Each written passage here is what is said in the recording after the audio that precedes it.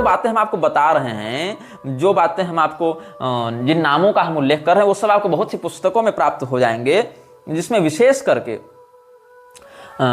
जो ब्लावात्स्की की collected writings हैं, या HPB स्पीक्स है, या लेटर्स, द पाथ, ये सब जो 1895 में छपे हुए थे, या जो 1887 में जेम्स सेनुआ का अला फैमिली कातकोव ये सब छपा हुआ है, वहाँ से बता रहा हूँ। अल्कॉट का जो वॉल्यूम 1 है ओल्ड डायरी लीव्स का, वहाँ से बता रहा हूँ। दयानंद सरस्वती वाली सारी बातें, या श्यामजी कृष्ण वर्मा वाली सारी बातें, जोसेलिन गॉडविन का द थियोसॉफिकल इनलाइटमेंट, ये सब से बता रहा हूँ। ब्लावात्स्की का HPB स्पीक्स का वॉल्यूम 1 का पृष्ठ 191, वहाँ से आपको बता रहा हूँ। ट्रेवर बार्कर ने जो लिखी थी the Mahatma letters to AP Sinnett, वहाँ से बता रहा हूँ। कीनेथ W जॉन्स ने आर्य धर्म नाम से पुस्तक लिखी थी, वहाँ से बता रहा हूँ। JTF जॉर्डन्स ने Dayanand Saraswati his life and ideas लिखा था, वहाँ से बता रहा हूँ। फिर दयानंद सरस्वती की ऑटोबायोग्राफी के भी पृष्ठ 59 में भी ये सब बातें वर्णित हैं कुछ। कृष्ण सिंह आर्य और PD शास्त्री ने मिलकर एक पुस्तक लिखी थी, स्वामी दयानंद सरस्वती और study of his life and work, वहाँ से 17वां 18वां पृष्ठ देखेंगे, वहाँ ये मिल जाएगा। और ये सब बहुत कुछ है। तो और बहुत लगभग और एक और पुस्तक बहुत महत्वपूर्ण है इसमें, जो आपको पढ़नी चाहिए। इस पुस्तक को बहुत विवादित माना गया, ये 1994 में छपी थी और के पॉल जॉनसन ने इसको लिखा था। के पॉल जॉनसन ने एक पुस्तक लिखी थी the masters revealed madam Blavatsky and the myth of the great white lodge, ये इसने लिखी थी। किसने? के पॉल जॉनसन ने 1994 ईस्वी में। सारे मतलब लगभग उसने 100 से अधिक ऐतिहासिक पुस्तकों का अध्ययन करके ये पुस्तक लिखी थी। लेकिन दुर्भाग्य से ये पुस्तक आपको इंटरनेट पर PDF के रूप में प्राप्त नहीं होती, आपको खरीद कर पढ़ना पड़ेगा। तो इस पुस्तक के कुछ भाग हम आपको बताने जा रहे हैं। इस पुस्तक में 32 लोगों का, चूंकि 33वें व्यक्ति थे श्रृंगेरी के शंकराचार्य, तो वो इनके प्रभाव में नहीं आ पाए थे, चूंकि इन लोगों ने श्रृंगेरी के शंकराचार्य को इनका षड्यंत्र पता कैसे चला था? ऐसे पता चला कि इन लोगों ने वेदों की भाषा को ही बदलने के लिए निवेदन कर दिया कि आप जगत गुरु हैं, आप शंकराचार्य हैं, आप अगर कह देंगे तो पूरा सनातन धर्म उस बात को प्रामाणिक मानने लग जाएगा, जो भी आस्थावान शास्त्रनिष्ठ हिंदू हैं। तो आप ऐसा कीजिए कि संस्कृत को वेदों की भाषा मत मानिए। बोले भैया ये कैसे हो सकता है कि संस्कृत को हम वेदों की भाषा ना माने?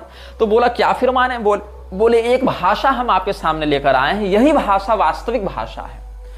विश्व की 7 रहस्यमयी प्रजातियों में 7 रेसेज में, जिसमें ये अभी के मनुष्यों को 4th रेस ऑफ ह्यूमंस कह रहे हैं इवोल्यूशन के थ्योरी के आधार पर। ये इवोल्यूशन की थ्योरी डार्विन वाली नहीं है, ये बौद्धों के प्रभाव में आकर कालचक्र तंत्र आदि के आधार पर ये लोग कुछ बातें ला रहे थे HPB वाले। तो वहां से इन्होंने कहा कि हम एक भाषा की खोज कर चुके हैं, उस भाषा का नाम है सेंजार।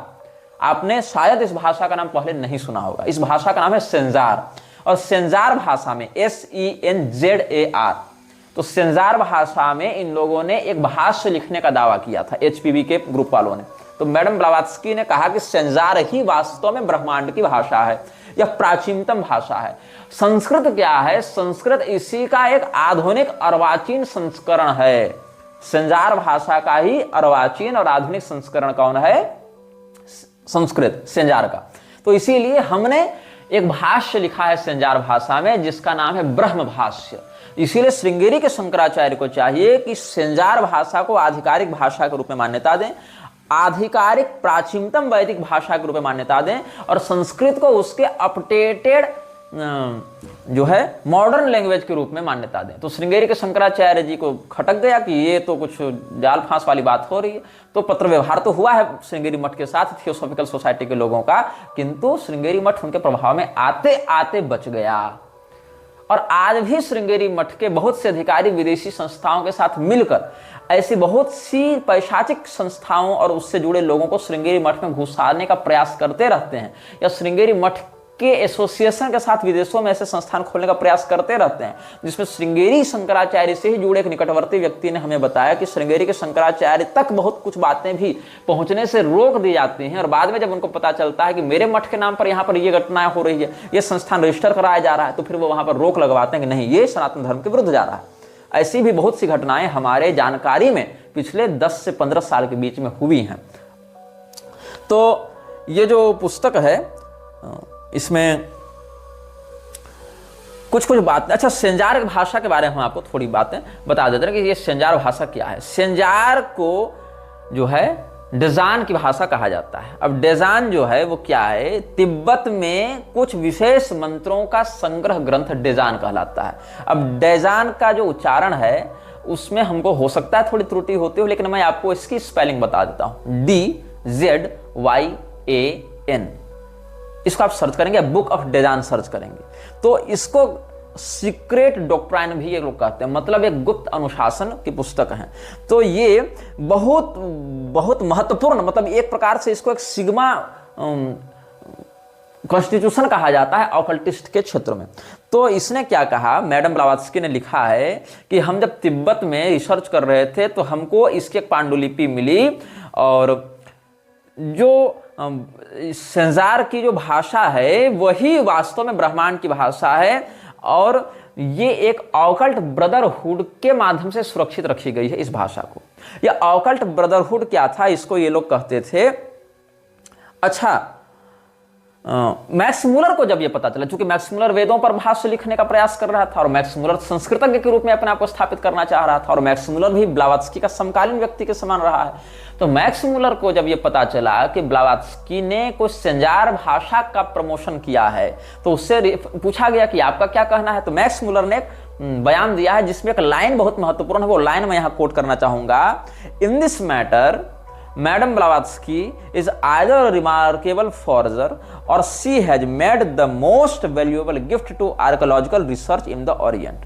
मैक्स मुलर ने टिप्पणी की है कि मेरी दृष्टि में मैडम ब्लावात्स्की या तो एक बहुत ही महत्वपूर्ण ठग है, फॉर्जरी कर रही है संजार भाषा के नाम से, या फिर उसने आर्कोलॉजिकल रिसर्च में एक बहुत महत्वपूर्ण उपहार दिया है पूरे विश्व को, जो इन रहस्यों को समझने में हमारी मदद कर सकता है। तो बुद्धिस्ट तंत्र को, विशेष करके वज्रज्ञानी तिब्बती बौद्ध तंत्र को समझने के लिए जो बुक ऑफ डेजान है उसका प्रयोग ये लोग करते हैं। और एक पुस्तक लिखी थी एसिस अनवेल्ड। एसिस एक देवी है मिस्र में, एसिस नाम की एक नदी भी बहती है, तो एसिस या आइसिस भी इसको कहीं कहीं पढ़ते हैं। अनवेल्ड नामक पुस्तक में, एसिस अनवेल्ड में ब्लावात्स्की ने लिखा है कि संजार जो है वही एंसेंट इंग्लिश है, और फिर जॉन एल्गो ने भी इस बात का बहुत रेफरेंस दिया है। तो जो एटलांटिस के बारे में आप जानते हैं कि नहीं जानते हैं? एटलांटिस एक रहस्यमयी नगर है।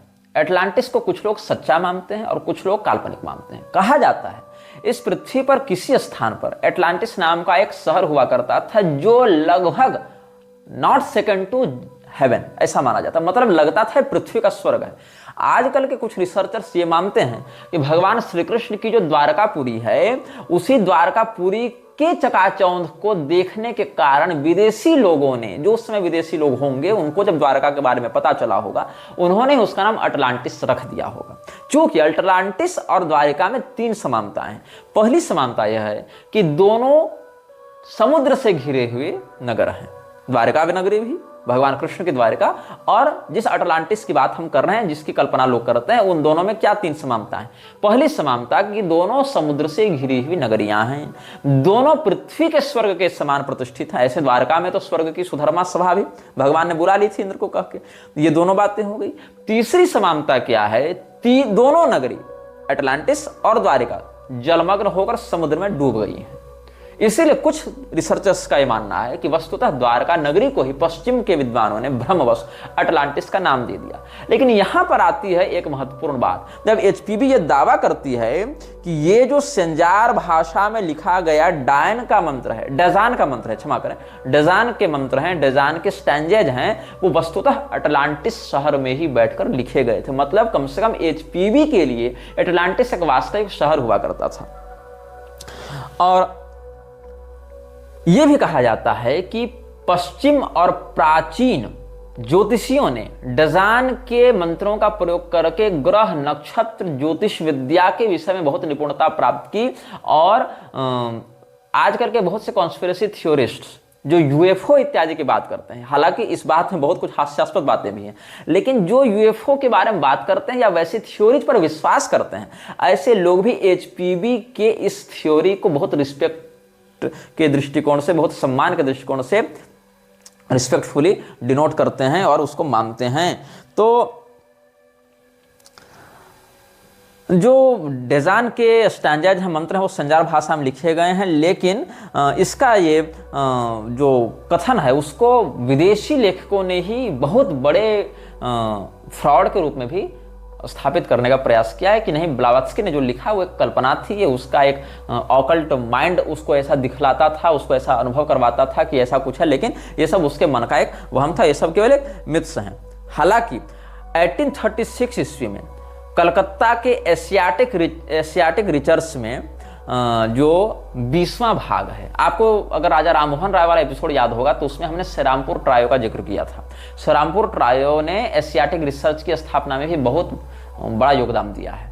श्रीरामपुर कॉलेज की स्थापना में भी, श्रीरामपुर कॉलेज से योगानंद भी जुड़ा हुआ था, है ना।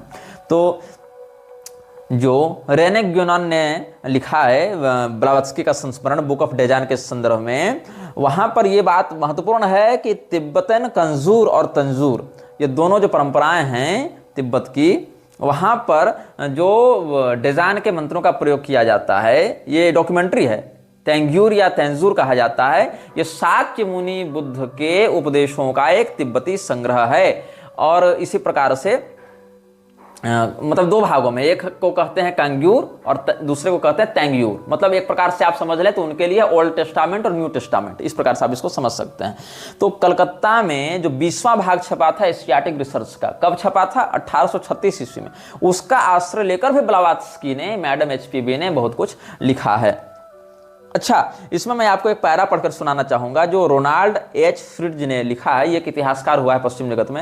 ये लिखता है कि Blavatsky claimed to have received her information during transit in which the masters of Mahatmas of Tibet communicated with her and allowed her to read from the ancient book of Dajan. The book of Dajan was supposedly composed in Atlantis using the lost language of Sanjar, but the difficulty is that no scholar of ancient languages in the 1880s or since has encountered the slightest passing reference to the book of Dajan or the Sanjar language. हालांकि जैसन कोलावितो को अगर आप पढ़ेंगे तो जैसन कोलावितो ने यह लिखा है, एक उसमें उसके भी एक पंक्ति पढ़कर सुनाऊंगा। Even after sceptics debunked her book of Dzyan as a fraud, her followers continue to assert its reality.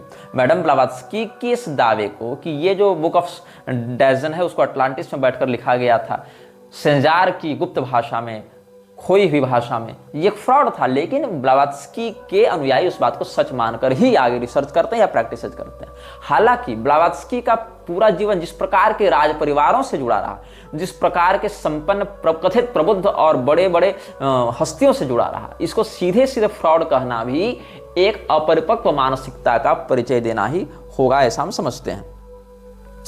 तो ये तो हमने आपको एक संजार भाषा का परिचय देने के लिए इतना कुछ बता दिया कि आखिर ये भाषा क्या है। अब संजार लैंग्वेज का जो लोगो है वो हम आपको इस वीडियो में दिखाएंगे कि वो संजार भाषा का लोगो कैसा दिखता है। और जो थियोसॉफिकल सोसाइटी का जो लोगो है वो संजार भाषा से ही लिया गया है। मतलब संजार भाषा के कुछ चिन्ह होते हैं, वहां पर कुछ क्या कहते हैं उसको, साइंस एंड पिक्चर्स का प्रयोग किया जाता है, जैसे कि चाइनीज भाषा में भी कई बार पिक्टोरियल लैंग्वेज का प्रयोग किया जाता है ना, वैसे ही तो संजार भाषा से ही दावा किया ब्लावत्स्की ने कि हमको तिब्बत के गुरुओं ने ध्यान विद्या के माध्यम से ये बुक ऑफ डैजन का ज्ञान दिया और यहां से वो लोगो उठाया गया। इस लोगो का जब आप देखेंगे तो आपको इस लोगो के सबसे ऊपर ओंकार लिखा हुआ दिखाई पड़ेगा, उसके ठीक नीचे आपको उल्टा स्वस्तिक टेढ़ा दिखाई पड़ेगा। और इस लोगों को सीधे सीधे उठाया था किसने? नाजी ने। हिटलर तो बहुत बाद में आया, ब्लावत्स्की के एक पीढ़ी के बाद हिटलर आया, लेकिन हिटलर ने जो नाजी का स्वास्तिक उल्टा वाला दिया था, वो स्वास्तिक तो नहीं है, वो कुछ और है, लेकिन वो जो है वो इसी संजार लोगों से उठाया गया। उसके बाद यहाँ एक षटकोण बना हुआ है और उस षटकोण के बीच में एक क्रॉस भी बना हुआ है, लेकिन उस क्रॉस का जो ऊपरी भाग है वो वर्तुलाकार है और उस पूरे लोगों को एक सांप घेरा हुआ है। आपको अगर याद होगा तो ऐवास, ये तो कायरो में पढ़ती थी ना HPB, कायरो में ही मैक्स थियन इत्यादि का भी वास रहा है। मैक्स थियन ही अरबिंदो वाली जो द मदर थी, मीरा अल्फासा, उसका गुरु रहा है। और कायरो में ही ऐवास ने अलिस्टर क्रॉली को बुक ऑफ लॉ का ज्ञान दिया था। तो ये जो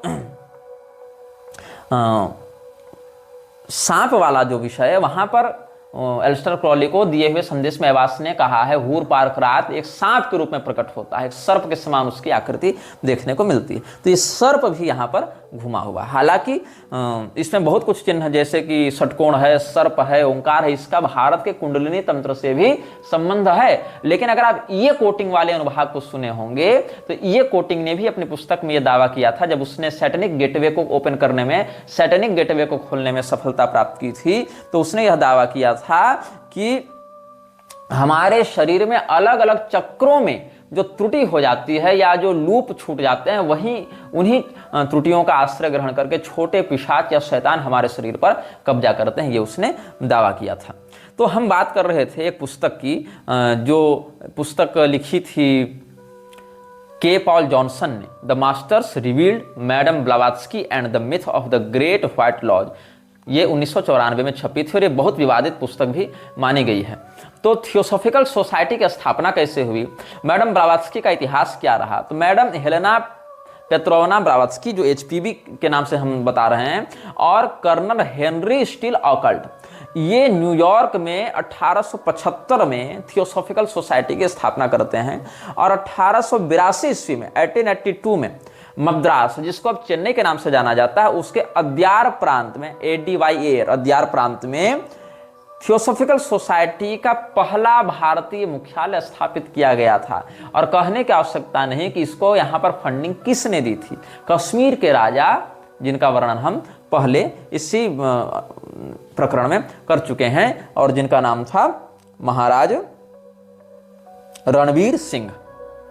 अब इस पुस्तक में जब आप पढ़ेंगे तो पृष्ठ 208 में एक बहुत ही महत्वपूर्ण बात लिखी हुई है। शंकराचार्य भारतीय हिंदुओं के लिए क्या स्थान रखते हैं, इसका अनुभव HPB को बहुत अच्छे से था। तो ये लिखते हैं, मैं यहाँ कोट करने का प्रयास कर रहा हूँ। तो जो ऑलकट ने, जो हेनरी स्टील ऑलकट था, कर्नल साहब थे, इस व्यक्ति ने HPB को बताया था कि अगर तुमको हिंदुओं के मध्य अपना प्रभाव स्थापित करना है तो तुम्हें शंकराचार्य का आश्रय लेना पड़ेगा। मतलब तुम हिंदुओं के मध्य शंकराचार्य के थ्रू अगर जाओगे तो बहुत जल्दी और बहुत प्रामाणिक रूप से स्थापित हो सकते हो। हालांकि शंकराचार्य से संबंध करने से पहले, स्थापित करने से पहले, परिचय प्राप्त करने से पहले HPB के दल ने दयानंद सरस्वती को अपने साथ मिला लिया था, क्योंकि शंकराचार्य के पास ये लोग कब गए थे, ये सब शंकराचार्य के पास पत्र व्यवहार करते हैं 1886 के बाद, जबकि 1886 से पहले ही दयानंद से ये लोग परिचय प्राप्त कर चुके थे। लेकिन इन लोगों को लगा कि दयानंद सरस्वती हमें हिंदुओं के बीच में उतना प्रभावशाली नहीं बना पा रहे हैं, तो हमको शंकराचार्य का आश्रय लेना पड़ेगा। तो दयानंद सरस्वती, जो शांकर परंपरा के विद्वानों से शास्त्रार्थ करता रहता था, वो आंतरिक रूप से जिस संस्था से जुड़ा हुआ था, वो संस्था भी शंकराचार्य का आश्रय लेकर, उसमें भी श्रृंगेरी के शंकराचार्य का आश्रय लेकर, क्योंकि अपेक्षाकृत श्रृंगेरी में उस समय भी ज्ञान की परंपरा अधिक प्रखर और अधिक सक्रियता से चल रही थी। तो इसने सोचा वहां से अगर हमको एफिलिएशन मिल जाता है तो हम हिंदुओं के मध्य घुसपैठ करने में अधिक सरलता से सफल हो जाएंगे। तो ऑलकट ने क्या लिखा है पत्र, मैं उसको पढ़कर सुनाता हूं। अच्छा, इस समय तक रणवीर सिंह की मृत्यु हो चुकी थी। इस समय तक रणवीर सिंह की जो है, जब ये पत्र व्यवहार हो रहा है उस समय रणवीर सिंह की मृत्यु हो चुकी थी। और you remember Subbarao great project for a national Advaita society to be secretly moved by certain initiates and to be fathered by Shankaracharya the high priest and act in harmony with the theosophical society. क्या कहता है कि तुम देखो, सुब्बा राव ने, चूंकि वहां पर दक्षिण भारत के लोग इनको कोऑपरेट करेंगे तभी तो चेन्नई में ये लोग अपना मुख्यालय खोलेंगे, तो सुब्बा राव ने एक नेशनल अद्वैत सोसाइटी की स्थापना की थी। और मतलब ऐसा उसका विचार था, एक प्रोजेक्ट था। और इस नेशनल अद्वैत सोसाइटी को गुप्त रूप से शंकराचार्य के माध्यम से अगर हम प्रश्रय और समर्थन दिलवा दें, फादर्ड बाय शंकराचार्य, मतलब शंकराचार्य को इसका जनक बता दें, जो शंकराचार्य हिंदुओं के हाई प्रीस्ट होते हैं, मतलब वो सर्वोच्च धर्मगुरु के रूप में यहाँ पर बताया गया, हाई प्रीस्ट हैं, and act in harmony with theosophical society. तो क्या करेंगे ये लोग, पहले सुब्बा राव के माध्यम से नेशनल अद्वैत सोसाइटी की स्थापना करेंगे और अद्वैत शब्द को उठा के शंकराचार्य से जोड़कर शंकराचार्य से समर्थन दिलवा देंगे, और वहां से शंकराचार्य को थियोसॉफिकल सोसाइटी के साथ सद्भावपूर्ण सहयोग के लिए राजी कर लेंगे। ये इनका षड्यंत्र था। और इसके बाद ये लोग ड्राफ्ट इत्यादि सब बना लिए, और क्या हो गया, मद्रास प्रेसिडेंसी में, यहां प्रेसिडेंसी शब्द से मद्रास प्रेसिडेंसी समझा जाना चाहिए। तो क्या कहता है ये लोग, well it has just been born, rules have been drafted. ये अभी प्रोजेक्ट तो हम लोग लेकर ही आए हैं, अभी हम लोग नियमावली बना ही रहे हैं। Shankaracharya presidency is agreed by him, some 400 और 500 pandits alone in this presidency will join. Money is offered to put up a lecture hall in Madras with Advaita preachers going all over India. Subba Rao means to work it so that it will strengthen existing Theosophical societies, TS branches and hatch new ones where there are none. So you see, he is especially anxious that there should be no new scandals or rows in connection with the TS for fear Shankaracharya and initiate, and the whole Orthodox party should be frightened and get themselves to break us up. अब जब इन लोगों ने ये प्रस्ताव रखा, आप इन बातों को बहुत महत्वपूर्ण तरीके से सुनेंगे, समझेंगे और मार्क करेंगे कि हम क्या बताना चाह रहे हैं। और आजकल के जो आर्य समाजी हमको शास्त्रार्थ की चुनौती देते रहते हैं और दयानंद को महर्षि बताते रहते हैं, वो भी इन रहस्यों को नहीं जानते। दुर्भाग्य का विषय क्या है कि आर्य समाजी नहीं जानते, वो तो ठीक है, शंकराचार्य के ही अनुयायी नहीं जान रहे इन रहस्यों को। इसीलिए जो लोग मेरे प्रति पूर्वाग्रह रखते हैं कि तुम तो हमारे गुरु जी को गाली देते हो, निंदा करते हो, वो मेरे उस उद्देश्य को नहीं समझ पा रहे हैं जो उद्देश्य मैं 10 साल से स्थापित करना चाह रहा हूं, या जिस उद्देश्य के कारण, क्योंकि मैं जिन बातों को जान रहा हूं समाज में, उन संप्रदाय के रहस्यों को, उन आचार्यों के रहस्यों को, उस मठ की अंदरूनी कार्य प्रणाली को, कहां से कौन सा प्रोजेक्ट हो रहा है। मैंने जिन 32 लोगों का नाम लिया, उन 32 लोगों में से कितने लोगों के बारे में आप जानते हैं? कुछ एक दयानंद सरस्वती और कृष्ण वर्मा और ये सब मजीठिया, ये सब को छोड़ दें, कुछ प्रसिद्ध रणवीर सिंह इत्यादि को छोड़ दें, होलकर राजा को छोड़ दें, तो आप कितने लोगों को जान रहे हैं? उन लोगों के कार्यप्रणाली को कितना जान रहे हैं? जब उनको ही नहीं जान रहे हैं तो उनके द्वारा किए गए काम का कैसा प्रभाव तुम्हारे सांस्कृतिक और राजनीतिक चेतना पर पड़ रहा है, उसको कैसे समझ पाओगे? तो मैं ये बता रहा था कि इन लोगों ने जब ये प्रस्ताव रखा तो थियोसॉफिकल सोसाइटी में एक तकरार होने लगी, क्योंकि थियोसॉफिकल सोसाइटी का एक बड़ा वर्ग शंकराचार्य से द्वेष करता था। थियोसॉफिकल सोसाइटी का एक बड़ा वर्ग मृक्षराज का समर्थक था, प्रत्यक्षतः भी, क्योंकि ऑकल्ट प्रैक्टिशनर्स थे, एक्टिव फ्रीमेसन्स थे। तो इन लोगों को लगा कि फिर हम शंकराचार्य के साथ हाथ क्यों मिला रहे हैं, मतलब हमको तो उनका विरोध करना है, जैसा कि दयानंद सरस्वती भी कर ही रहे हैं, हमारे सहयोगी है दयानंद सरस्वती, तो हम आखिर ऐसा काम क्यों कर रहे हैं कि एक और हम दयानंद से भी सहयोग ले रहे हैं, एक और हम शंकराचार्य से भी सहयोग लेना चाह रहे हैं। तो ये दोनों एक साथ कैसे संभव है? मतलब ये तो वही बात हो गई कि कोई व्यक्ति रावण को भी यहां बैठा ले और राम जी को भी बैठा ले, ये तो संभव नहीं है। तो क्या कहा गया इन लोगों को कि देखो हम क्या करेंगे, पहले हम एक लेक्चर हॉल बनाएंगे और उस लेक्चर हॉल में शंकराचार्य परंपरा के 400 से 500 ब्राह्मणों को बुलाएंगे, उनका भाषण करवाएंगे, लेक्चर करवाएंगे, उनको सम्मानित करेंगे। तो क्या होगा, इससे उनका और हमारा एक अच्छा हेल्दी रिलेशनशिप बनना प्रारंभ हो जाएगा, एक स्वस्थ संबंध की नींव पड़ जाएगी। और इसके बाद हम थियोसॉफिकल सोसाइटी की शाखाओं को शंकराचार्य की मान्यता मिल गई है ऐसा कहकर उनको प्रसारित करेंगे और भारत के उन भागों में भी स्थापित करेंगे जहां पर हम अभी तक नहीं पहुंच पाए हैं। और ये ध्यान दो, अभी तक थियोसॉफिकल सोसाइटी वाले अगर किसी से ठीक ठीक डरते थे तो शंकराचार्य से डरते थे कि भाई यही वो संस्थान है, यही वो आचार्य पीठ है जहां से हमें ध्वस्त किया जा सकता है।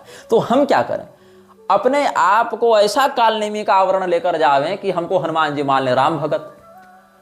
हनुमान जी कालनेमी को सबसे पहले श्री राम भक्त के ही रूप में देख रहे थे ना, वो तो कालनेमी छलने गया था, भक्त तो था नहीं। बाद में हनुमान जी को जब बोध हुआ अच्छा ये बाबा जी तो फर्जी है, तब उसको पटक कर निकल लिए हनुमान जी वहां से। तो यही लोग शंकराचार्य के साथ छल करना चाहते थे, लेकिन भगवती ने बचा लिया उस समय। तो ये लोग क्या कहते कि तुम लोग जिससे डरते हो उससे डरो मत, तुम लोग शंकराचार्य से डरो मत, तुम शंकराचार्य के साथ हाथ मिलाओ।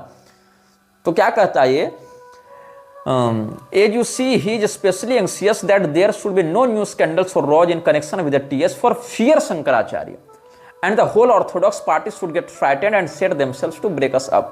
ये नहीं है कि हम शंकराचार्य से हाथ मिला रहे हैं तो तुम डर जाओ कि अब क्या होगा और आपस में बिखर जाओ, ऐसा नहीं होना चाहिए। हमारी इसमें योजना है, तो लोगों ने जब विरोध किया है, तब आगे लेटर में क्या कहा जाता है कि पहले तुम लोग चुप रहना सीखो, तुम लोग बाहर से आए लोग ये नहीं जानते हो कि भारत में शंकराचार्य का क्या स्थान है, इसलिए चुप रहना सीखो। Now do keep quiet, for God's sake do please cool, you know who Shankaracharya is, we shall gather things around after a while so that you can return with honour. तुम लोग जो अकबका गए हो ना कि शंकराचार्य से कैसे हाथ मिलावे, तो तुम लोग शांत रहो, चुप रहो, तुमको पता भी है कि वो क्या होते हैं, क्या उनका महत्व है और उनसे हाथ मिलाने से क्या हमको लाभ प्राप्त होगा।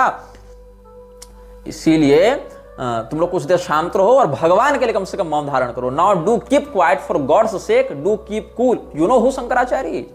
उसके बाद एचपीबी ने रिसर्च करना प्रारंभ किया कि शंकराचार्य क्या होते हैं। तो the HPB knew who Shankaracharya was is apparent from her 1883 article Theosophy and Spiritism, written in French for the monthly bulletin of the Society of Scientific Psychological Studies in Paris, refuting allegations made in a previous issue of the bulletin. She cites a letter from the initiate adept.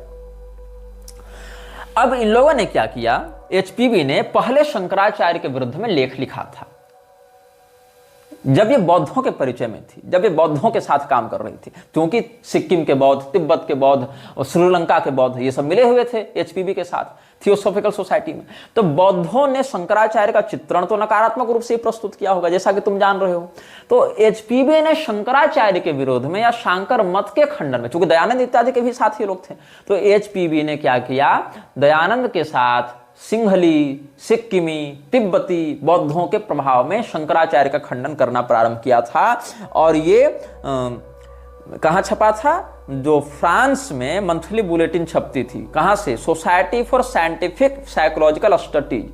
तो Society for Scientific Psychological Studies की एक मासिक पत्रिका छपती थी Paris से, उसमें HPB ने शंकराचार्य का खंडन प्रकाशित किया था।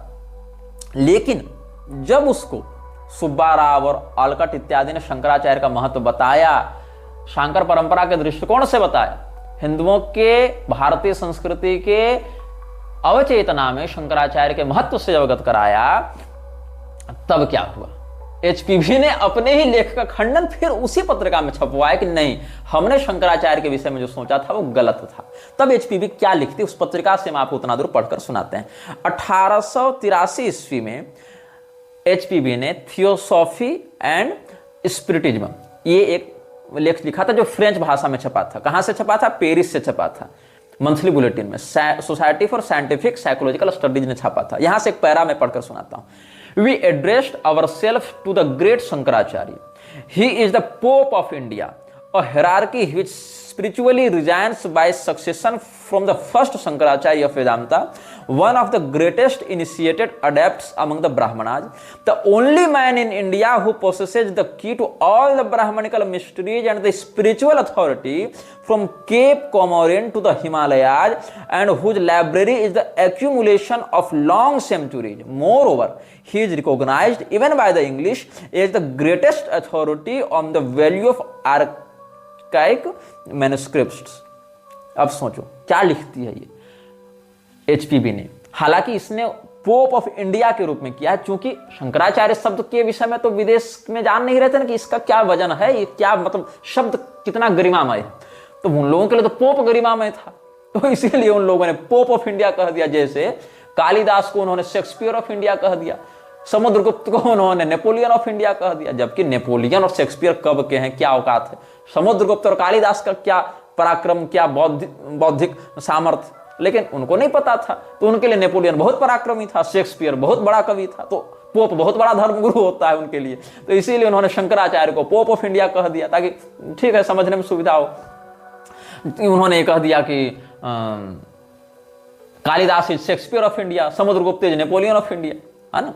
तो उस शब्द को अगर हम इग्नोर करें उनकी सांस्कृतिक मजबूरी के कारण, व्यवस्था के कारण, तो समझिएगा। मैं पुनः आपको पढ़कर सुनाता हूं ये पैराग्राफ जो एचपीबी ने लिखा है, ऑथेंटिक बात बता रहा हूं। We addressed ourselves to the great Shankaracharya, he is the pope of India, hierarchy which spiritually reigns by succession from the first Shankaracharya of Vedanta, one of the greatest initiated adepts among the Brahmanas, the only man in India who possesses the key to all the Brahmanical mysteries and has spiritual authority from the Cape Comorin to the Himalayas and whose library is the accumulation of long centuries. Moreover, he is recognized even by the English as the greatest authority on the value of archaic manuscripts. क्या कहते हैं ये लोग कि जो शंकराचार्य हैं वो यद्यपि ब्रिटेन की सत्ता भारत को आक्रांत कर रही है, लेकिन उस ब्रिटेन की सत्ता के द्वारा भी शंकराचार्य को हिंदुओं के सर्वोच्च धर्मगुरु के रूप में मान्यता दी गई है। और शंकराचार्य क्या होते हैं, तो ये भारत में जो पहले शंकराचार्य हुए, जो दीक्षित वास्तविक शंकराचार्य आदि गुरु हुए, जो वेदांत की परंपरा को आगे बढ़ाते हैं और ब्राह्मणों में जिनकी बड़ी प्रतिष्ठा है, वो शंकराचार्य। ब्राह्मण तात्पर्य से यहां पर केवल ब्राह्मण नहीं होगा, ब्राह्मण के अंतर्गत ब्राह्मण जो धर्म ग्रंथ हैं, वेद पुराण स्मृति शास्त्र और उनकी मर्यादा में आने वाली चातुर्वर्ण वर्णाश्रम व्यवस्था, उसका यहां संकेत समझना चाहिए। तो ब्राह्मणों में जो सर्वोच्च होते हैं वो दंडी सन्यासी के रूप में, और वहां से भी जो चातुर्वर्ण में ब्राह्मण टॉप पर, ब्राह्मण में दंडी सन्यासी में फिर शंकराचार्य, ऐसा मानकर ये वर्णन कर रही है कि केप कोमोरिन जो है। अब केप कोमोरिन क्या है, ये कन्याकुमारी में एक छोटा सा टापू है। मतलब केप कोमोरिन में ही आपको वो मिलेगा ना जहां पर इन लोगों ने विवेकानंद की मूर्ति लगा रखी है, जहां पर भगवती का मंदिर है, वो कन्याकुमारी मंदिर। तो कन्याकुमारी से लेके हिमालय तक अगर किसी का सनातन धर्म के ऊपर एक छत्र शासन है, जिसके पास स्पिरिचुअल अथॉरिटी है, तो एक व्यक्ति है और उस व्यक्ति को हम कहते हैं शंकराचार्य। ये किसने लिखा है, एचपीबी ने लिखा है। और केप कोमोरिन मतलब कश्मीर से कन्याकुमारी समझ लो, केप कोमोरिन टू हिमालय मतलब कश्मीर से कन्याकुमारी। और उनका जो पुस्तकालय है वो कई कई शताब्दियों से भारतीय दुर्लभ ज्ञान विज्ञान को धारण कर रहा है, और इस बात का महत्व तो कम से कम अंग्रेज तक स्वीकार करने को विवश हैं। ये इसने लिखा है। इसीलिए इसका क्या उद्देश्य है इतना लिखने का, इसके बाद इसने अपना षड्यंत्र स्थापित किया। अब तुमने सुना तो तुमको लगा अरे वाह ये तो बहुत गजब। आजकल भी लोग कहते हैं ना कि वर्ल्ड बैंक वाले, नासा वाले, ये सब आके हमारे गुरु जी से, शंकराचार्य जी से मार्गदर्शन ले रहे हैं, ये कर रहे हैं वो कर रहे हैं। मार्गदर्शन लेने क्यों आते हैं, उसका वो क्या करते हैं, इस पर भी थोड़ा ध्यान दिया करो, ज्यादा सुख की प्राप्ति मत रहो। तो इस चिट्ठी के बाद इसने क्या किया, इस चिट्ठी के ठीक बाद एक रेफरेंस मिलता है आपको जहां पर सेंजार ब्रह्म भाष्य का वर्णन किया गया है। और सेंजार ब्रह्म भाष्य को ब्राह्मणों का सबसे प्राचीन और पवित्र शब्द ग्रंथ बताया गया है, the secret sacerdotal language of the Brahmans with reference of Senjar Brahma Bhashya. तब ये कहा गया कि आप सेंजार ब्रह्म भाष्य को मान्यता प्रदान करें। अब जिस व्यक्ति के बारे में हम आपको बताए थे, शरद चंद्र दास, जो कि तिब्बत में गया था और सिक्किमी बौद्ध के माध्यम से ये तिब्बत में गया था। तो वहां पर जब इसको, अच्छा इसमें आप जब वो वापस लौटा था, ये तो मरा नहीं शरद चंद्र दास, ये जब वापस लौटा तो जॉन मैकग्रेगर ने ये पुस्तक लिखी थी, वहां पर इसका संदर्भ मिलता है, तिब्बत क्रॉनिकल ऑफ एक्सप्लोरेशन। तो इसमें इस बात को लिखा गया है कि जब पता चला वहां के बौद्धों को कि हमारे मठ में, कौन सा मठ था इस विषय में एक बार हम आपको फिर से याद दिला दे रहे हैं, कौन मठ था, कहां गया था, इस विषय में फिर से बता दे रहे हैं। शरद चंद्र दास जो एक बंगाली खोजकर्ता था, जो अंग्रेजों का गुप्तचर भी हुआ करता था, उसने सिक्किम के एक बौद्ध लामा जिसका नाम था उग्यन ग्यात्सु, उसकी सहायता से तिब्बत के ताशिल हुनपो मठ में प्रवेश किया था। ताशिल हुनपो मठ में प्रवेश करवाने में वहां के पंचेन लामा के प्रधानमंत्री सेंगचेन तुलकू का बहुत बड़ा हाथ था। तो इसने क्या किया था, शरद चंद्र दास ने वहां जाकर वहां की पांडुलिपियों को चुराकर और वहां से बहुत कुछ बातें जोड़ तोड़कर इस सप्लाई करता था थियोसॉफिकल सोसाइटी से जुड़े लोगों को। और एचपीबी के काम में ये भी व्यक्ति का जो रिसर्च है बहुत महत्वपूर्ण काम आया। तो इसमें क्या हुआ आपको मैं पढ़कर बता रहा हूं कि सेंगचेन तुलकू को मारा कैसे गया। ये प्रधानमंत्री था पंचेन लामा का, इसको मारा कैसे गया, इसका वर्णन कहां है, पीटर हॉपकिर्क ने एक पुस्तक लिखी थी, trees passers on the roof of the world, वहां से पढ़कर मैं सुना रहा हूं। अलग अलग पुस्तकों से मैंने सब लिखकर जमा करके रखा था ताकि आपको एक साथ सब बता सकूं। तो पीटर हॉपकिर्क ने इसका वर्णन किया है और जॉन मैकग्रेगर ने भी इसका वर्णन किया है, और इसका वर्णन आपको के पॉल जॉनसन की पुस्तक में भी मिलेगा। तो मैं आपको एक साथ तीनों लेखकों का मत बता रहा हूं, और इसके लिए उन्होंने रेफरेंस दिया है शरद चंद्र दास इत्यादि के ही बातों का। तो ये क्या कह रहा है, he was arrested, imprisoned, flogged, then flung, still living and with his hands tied behind his back into the sangpo. The hands and feet of his servants has been cut off. क्या हो गया? आगे हाँ, their hands and feet of his servants had been cut off, their eyes gouged out, and they were then left to die in agony. Further, more than official himself, a high-ranking lama at the head of a monastery was condemned posthumously to eternal damnation, a punishment more to be dreaded than death by a devout Tibetan Buddhist. When soon after his execution, his reincarnation appeared in a small boy. The child was callously abandoned. Frontier officials who had led the intruder past the checkpoint were also severely punished. And 19 years later, 2 other men who had been implicated were still in chains in a Lhasa dungeon. The gatecrasher who has caused all this trouble was Sarat Chandra Das. सरल भाषा में हम आपको एक तो paragraph बता दिया और बाकी बात ने आगे पीछे से मैं आपको जोड़कर बता दे रहा हूं कि हुआ क्या था अंततः। बौद्धों का ये जो रहस्यमय मठ था, इस मठ में जो गुप्त बातें दर्ज थी, यहाँ के पुस्तकालय में जो गुप्त बातें लिखी हुई थी, आपने अगर पंडित गोपीनाथ कविराज को पढ़ा होगा तो उन्होंने भी ज्ञानगंज के नाम से एक पुस्तक लिखी है, वहां पर भी इन क्षेत्रों से जुड़े ऐसे रहस्य आपको मिलेंगे। हालांकि बाद में इन रहस्यों का गलत प्रयोग करते हुए नारायण दत्त श्रीमाली ने बाद में स्वयं को परमहंस निखिलेश्वरानंद के नाम से स्थापित कर दिया, स्वयं को ही भगवान के समान पूजवाने लगे और बाद में उनके बाल बच्चों ने तो ये बाजार और खड़ा कर दिया, कह दिया हम ही उस सिद्धाश्रम के सबसे बड़े योगीराज हैं, हमारा ही सब जगह राज चलता है। खैर, हम बात कर रहे थे शरत चंद्र दास की। जितने भी लोगों ने, पंचन लामा से ऊपर भी और पद है ना, तो जितने लोगों ने, हालांकि पंचन लामा भी खुद में बहुत बड़ा पद है, मतलब आप ऐसे मान लीजिए कि दलाई लामा को प्रधानमंत्री और पंचन लामा को मुख्यमंत्री, लेकिन मुख्यमंत्री भी छोटा पद तो है नहीं। तो हालांकि इसमें भी अलग अलग कार्यों में अलग अलग कर्म के समय अलग अलग लामा की ही प्रधानता होती है। जैसे यज्ञ में आचार्य का अलग महत्व है, होता का अलग है, अध्वर्यु का अलग है, उद्गाता का अलग है, प्रस्तोता का अलग है।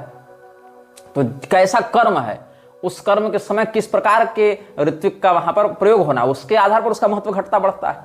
अस्तु, खैर ये तो अलग याज्ञिक विषय हो गया। हम यहां बता रहे थे कि जितने लोगों ने सहयोग किया था शरत चंद्र दास को अंदर घुसाने में, चाहे वो प्रधानमंत्री हो, चाहे वो गेट कीपर हो, चाहे वो उसको भोजन देने वाला हो, चाहे उसको लाइब्रेरी में घुसाने वाला हो, चाहे पांडुलिपि उठा उठा कर देने वाला हो, टोटल हर एक व्यक्ति को दंडित किया गया। पंचन लामा को तो मार दिया गया, पंचन लामा का माथा काट दिया गया, और इतना ही नहीं, उनको 2 जन्मों की सजा सुनाई गई। इस जन्म में मृत्युदंड और अगले जन्म में निर्वासन। क्योंकि अगर आप बौद्धों की परंपरा को जानते हैं तो बौद्धों में जो वज्रयानी तंत्र है, उसके जो अभी भी पारंपरिक साधक हैं वो भविष्यवाणी करते हैं कि ये लामा का दूसरा जन्म कहां पर होगा, किस रूप में होगा, इनकारनेशन उसका कैसे होगा, उसका रिबर्थ कैसे होगा। ये बात बौद्धों में अभी भी मान्य है। दलाई लामा की भी चयन विधान में ये बात आती है कि वो कैसे पुनर्जन्म लेगा, वो व्यक्ति कहां लेगा, किसके बच्चे के रूप में लेगा, इसकी भविष्यवाणियां होती हैं। तो जो पंचन लामा का वध किया गया, उसको मृत्युदंड दिया गया, 2 जन्मों तक उसको दंड दिया जाएगा। एक जन्म में मृत्युदंड, और मृत्युदंड से कैसे, पहले उसको अरेस्ट किया गया, उसको कैद में डाला गया, उसको खूब पीटा गया, उसके गले में जंजीरों से जकड़कर उसके गले को घोटा गया, और बाद में फिर उसके हाथ को उसके पीठ में, जैसे क्या कहते हैं उसको, पानी में उसका मुंह को ऐसे डाल डाल के टॉर्चर कैसे करते हैं विलेन लोग, तो पानी में उसके मुंह को डालकर टॉर्चर करते थे, एकदम दम घुटता था, फिर निकालते थे, फिर पीटते थे, फिर उसको गले में पूरा फांसी का फंदा लगाकर खींचते थे। बस मरने से एक चरण पीछे उसको छोड़ देते थे। और ऐसे खूब टॉर्चर करने के बाद इन लोगों ने क्या किया, वहां के वज्रयानी बौद्धों ने जब अपना रहस्य बाहर निकाल रहे थे ये लोग, उस समय क्या किया था, उनके हाथों को पीछे की ओर बांधा और उसको जेल में डाल दिया। उसके बाद ये लोग उसके सेवकों की ओर आए, जो पंचन लामा के सेवक थे और दलित थे, नौकर थे, तो उनके हाथ और पैर दोनों को काट दिया गया, उनकी आंखों को निकाल दिया गया और उनको मरने के लिए छोड़ दिया गया। जब तक जिंदा रहेगा 1-2 घंटा खून निकल जाएगा पूरा तो मर जाएगा व्यक्ति अधिक रक्तपात से। तो हाथ पर काट के आंख निकाल कर छोड़ दिया गया। इतनी दर्दनाक मृत्यु दी गई है इन लोगों को। इस मठ में घुसपैठ करने का दुष्परिणाम सोचो आज जो हमारे हिंदू धर्म के मठ मंदिरों में कब्जा किया जा रहा है, हमारे हिंदू धर्म के मठ मंदिरों को विकृत किया जा रहा है, यह अनुशासन व्यवस्था का 1% भी हम अपना पा रहे हैं क्या? हालांकि ये तो बिल्कुल पैशाचिक क्रूरता है, लेकिन अनुशासन तो कम से कम होना चाहिए हमारे मठों में, कि नहीं होना चाहिए? यहां तो धर्मनिष्ठ साधु महात्मा की निंदा की जा रही है, उनको ढोंगी पाखंडी संत निंदक बताया जा रहा है, और जो नेता मंत्री चापलूस लोग हैं, व्यभिचारी कुकर्मी भूमाफिया हैं, उनको मठों में घुसाया जा रहा है, उनको जगत गुरु बनाया जा रहा है, उनको महामंडलेश्वर बनाया जा रहा है, उनके साथ उठा बैठा जा रहा है आचार्यों के द्वारा। तो यहां पर मैं बताना चाह रहा हूं कि पहले पीटा गया, दम घोंटा गया, फिर जेल में डाला गया, ये तो बड़े अधिकारियों के साथ, उनके सेवकों के हाथ पैर काट के आंखें निकाल कर उनको मरने के लिए छोड़ दिया गया। उसके बाद a high ranking lama at the head of monastery was condemned posthumously to eternal damnation, a punishment more to be dreaded than death by a devout Tibetan Buddhist. Well soon after his execution, his reincarnation appeared in a small boy. The child was curiously abandoned. क्या हुआ कि जब उसको जब फिर लामा को निकाला गया जेल से, उसको मारा गया, उसका वध जब किया गया, तब क्या हुआ, उसका जो चेतन तत्व था, वो जो कि भविष्यवाणी थी जैसे कि ये फिर इस बच्चे के रूप में पुनर्जन्म लेगा। पुनर्जन्म से तात्पर्य हमेशा ये नहीं होता है कि मरेगा, उसके 10-20 साल के बाद कोई जन्मेगा। ऐसा भी हो सकता है कि बच्चा पहले से जन्म ले चुका हो, मरने के बाद इसकी चेतना, इसकी प्रज्ञा उसकी बॉडी को ओवरटेक कर लेगी, मतलब बॉडी उसका रहेगा लेकिन इसकी चेतना वहां पर सबमर्ज हो जाएगी और फिर वो उस रूप में रूल करने लगेगा। ये हो जाता है परकाया प्रवेश टाइप का, आप मान लो। तो जिस बच्चे के अंदर उसको ट्रांसफर करना था अपने अगले जन्म के रूप में, जब उस बच्चे के रूप में वो ट्रांसफर होता है, तब उस बच्चे को निर्वासित कर दिया गया उस तिब्बत की ठंड में, उस बर्फ से भरे हिमालय की वादियों में, उसको निकाल दिया गया मठ से, उसको निर्वासित कर दिया गया। और इसके बाद जितने लोग हर द्वार के द्वारपाल के रूप में नियुक्त थे, जहां जहां से यह व्यक्ति घुसा था, घुसपैठिया, हर द्वारपाल को दंडित किया गया। 19 साल तक का रिकॉर्डेड डॉक्यूमेंट है, 2 द्वारपालों को उम्र कैद मिली थी जिसमें 19 साल तक वो जेल में थे, इसका तो रिकॉर्डेड डॉक्यूमेंट मिलता। उसके बाद वहां पर जाकर जांच पड़ताल कौन करे, वहां से इंफॉर्मेशन कौन निकाले, लेकिन 19 साल तक का रिकॉर्ड प्राप्त होता है। और ये सारे जो उपद्रव थे उसको किसने अंजाम दिया, इसका मूल स्रोत कौन था? तो कहते हैं the gate crasher who has caused all this trouble was Sarat Chandra Das. Sarat Chandra Das ही वो व्यक्ति था जिसने इतना उपद्रव वहां पर करवा दिया, लेकिन इसको कुछ नहीं हुआ, ये पहले भाग गया था वहां से सारा कांड करवा के, और बाद में जब जांच वहां हुई तब इस जांच में इन दोषियों को दंडित किया गया। लेकिन चूंकि शरत चंद्र दास अंग्रेजों का गुप्तचर था, इसलिए अंग्रेजी सरकार ने इसको प्रोटेक्ट किया, वो लोग वहां से अटैक करके इसको दंडित करने की स्थिति में नहीं थे। तो ये सब बातें समाज में सामने आई हैं। इस पूरे घटनाक्रम में जिस व्यक्ति को सबसे अधिक दयनीय माना गया वो था बेचारा सेंगचेन तुलकू। सेंगचेन तुलकू का वर्णन करते हुए लोग, डेरेक वायलर ने इस पर रिसर्च किया है। डेरेक वायरल ने रिसर्च करके सेंगचेन तुलकू पर बहुत कुछ लिखा है, और एल ऑस्टिन वैडल नामक एक व्यक्ति की रिपोर्ट का यहां हवाला दिया गया है। जब यह व्यक्ति एल ऑस्टिन वैडल 1903-4 में यंग हस्बैंड एक्सपेडिशन जो ल्हासा में था, वहां पर जब ये गया था, तो वहां पर लोगों ने बताया, जो ल्हासा का गवर्नर था उस समय, उसने बताया कि जो ताशिल हुनपो मठ का जो प्राइम मिनिस्टर था, जो सेंगचेन तुलकू था, तो वो व्यक्ति बहुत मासूम था, उसको पता ही नहीं था, मतलब वो बिल्कुल निश्चल व्यक्ति था, लेकिन उसने जो शरत चंद्र दास पर मासूमियत से भरोसा कर लिया ना, इसी के कारण उसके जीवन में इतना अत्याचार हुआ। उसको कई दिनों तक सार्वजनिक पिटाई पड़ी, उसको बीच चौराहे पर वहां के लोगों के बीच में खंभे में से बांधकर उसको लोग पीटते थे, और पीटकर मारा है उसको, उसकी हत्या करके उसका अंतिम संस्कार ही बौद्ध परंपरा से नहीं होने दिया था, उसके शरीर को नदी में फेंक दिया गया था। और इससे अधिक क्या हुआ, उसको बौद्ध तंत्र की विधि में शापित किया गया कि तुम पुनर्जन्म नहीं ले सकते। इधर जो लामा का पुनर्जन्म हुआ था, पंचेन लामा को जो दंडित किया गया, उसका जो पुनर्जन्म हुआ, उस बच्चे को निकाल दिया गया, और इसका तो पुनर्जन्म ही नहीं होगा, बहुत दीर्घ काल तक ये बौद्ध परंपरा के तंत्र शाप से ये कर्स्ट स्पिरिट के रूप में भटकेगा, इसका इनकारनेशन नहीं होने दिया जाएगा, ऐसा उन लोगों ने इसको शाप दिया था। और ये मतलब बताया गया बाद में कि ये एक मतलब बहुत ही विनम्र, बहुत ही हंसमुख व्यक्ति था जो सेंगचेन तुलकू था। ये क्या था, इसके विषय में बताया गया है, he was a profound scholar and avid truth seeker and a kind generous host. उसको लगा कि बाहर से कोई व्यक्ति आकर अगर हमारा अतिथि बनना चाहता है तो हम अतिथि सत्कार करेंगे। ये अतिथि इसके जीवन में काल बन गया। But what makes Sengchen's undeserved suffering even more appalling in his childlike fascination with Western technology and his innocent trust of दास। मतलब उसके जीवन में यह दुर्भाग्य कैसे आया?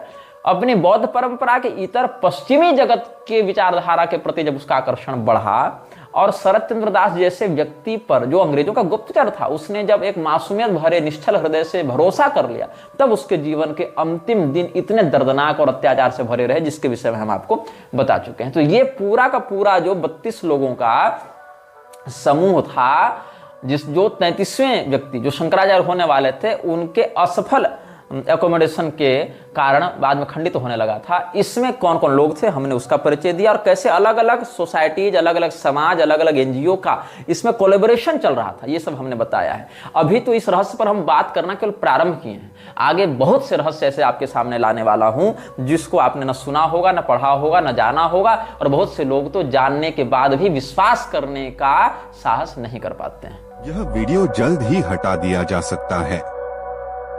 कृपया थर्ड पार्टी ऐप्स का उपयोग करके डाउनलोड करें। आप इस वीडियो को अपने चैनल पर फिर से अपलोड भी कर सकते हैं।